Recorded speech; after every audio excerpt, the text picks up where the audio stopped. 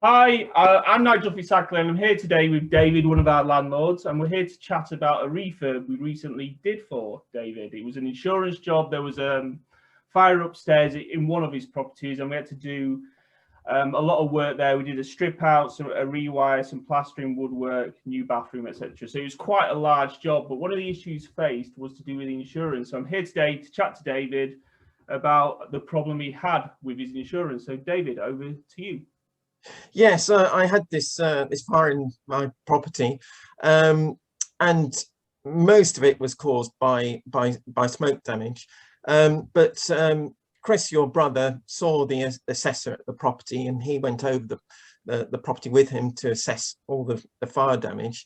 But the insurance assessor started to make a fuss about certain things. One of those issues was regarding the front door, which the fire brigade kicked in to get it access into the property, because the tenant wasn't obviously in the property at the time. And they said that this is not caused by the fire. This was damage separate to that, so therefore we're not going to pay out for that.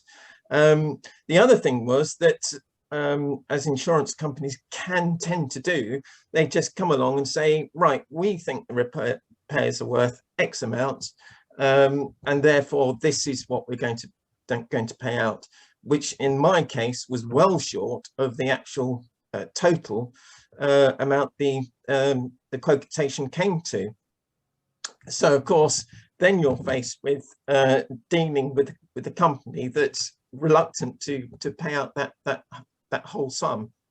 Yeah, so I think when we spoke to yourself, essentially the quote, or what we quoted versus what the insurer quoted, was several £1,000s short. And I think, yes, it was well short actually. Yeah, and I think it was almost a third short of what we quoted. We quoted a third more. Actually, we quoted half more than what they wanted to pay.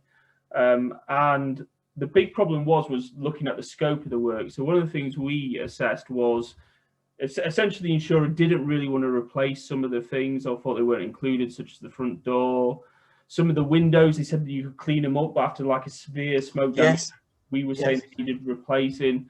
And some of the times it's just pushing back on people with some of those issues, or some of those, because ultimately an insurance company will try and pay as little as possible if they can. You know, that's really, well, I'd say it's probably one of their jobs. I mean, I don't know if you'd agree or. Well, I think that's what they're paid to do, isn't it? Basically, they're paid to cut the insurance amount down as much as possible. So they're looking for all these sorts of things that they can cut down, having to get the insurance company paying out, because that's what they're paid to do. So they're going through things with a fine-tooth comb, trying to see what they can cut down. And you do, as you say, you do have to push them back.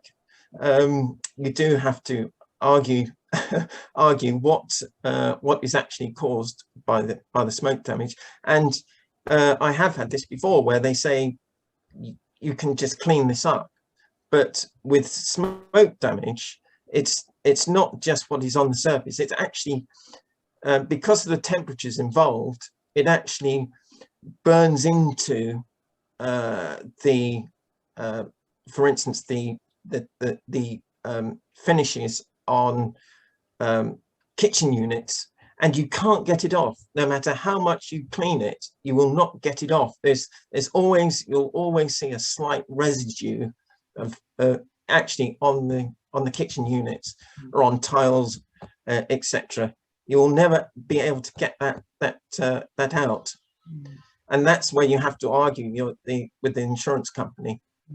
So I think we had this massive argument with the insurance company where he said, look, this is our scope of work. This is what we perceive needs being done to bring this property back to the same standard.